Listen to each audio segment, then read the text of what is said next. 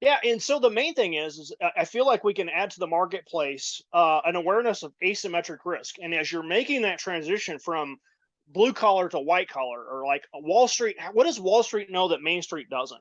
And I think one of those things for me is definitely the concept of asymmetric risk. Okay, asymmetric risk, what does it mean? Okay, and don't worry, I'm not going to make you break out a calculus book. You can just do this generally in your life. You don't have to even do any math whatsoever.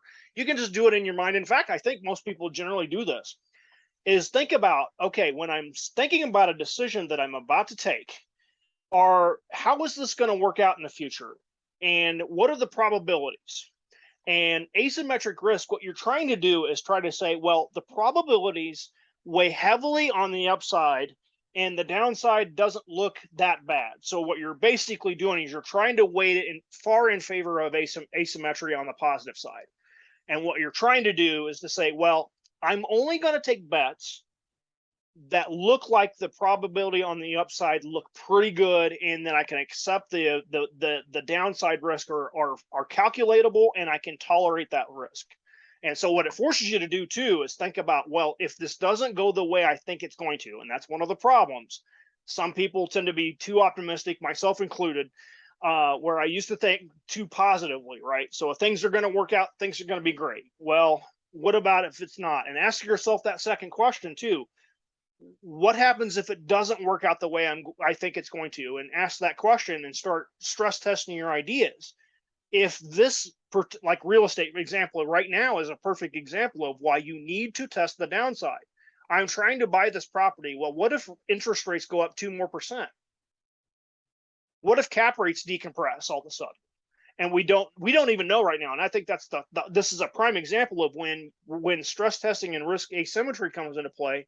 And you can say, well, can I weigh my odds more to the upside? And a prime example in the real estate field is, well, let's put some fixed rate debt on it for 5 or 10 years. And I will say in real estate, there's almost always, if you do enough reasonable equity in there, most mistakes in real estate will take care of themselves over time if you have an equity cushion. Now, if you're 10% down and 90% debt, then you have a chance that that's not going to work out. And so that's why when raising equity and you want an equity cushion, and you'll see this too in the marketplace too, the banks are pulling back their LTVs just as a matter of course because things are so uncertain. But getting back to the overall risk asymmetry issue and like, how do I weigh the odds in my favor?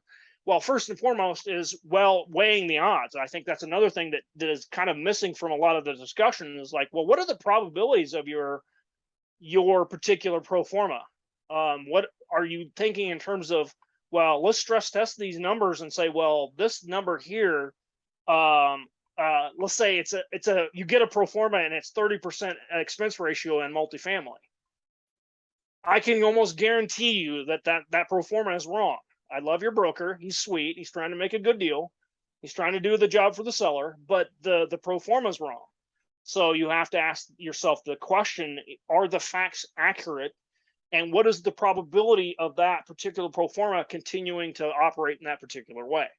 And so by taking a risk management type approach of what are the relative probabilities in terms of risk, are we asymmetric in any way?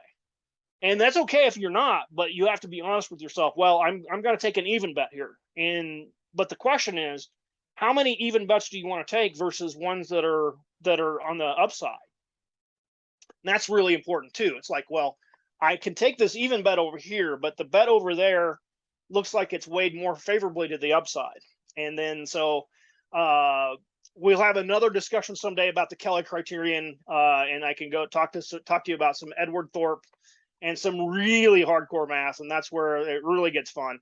But basically, taking the optimal bet is always trying to find the asymmetric upside.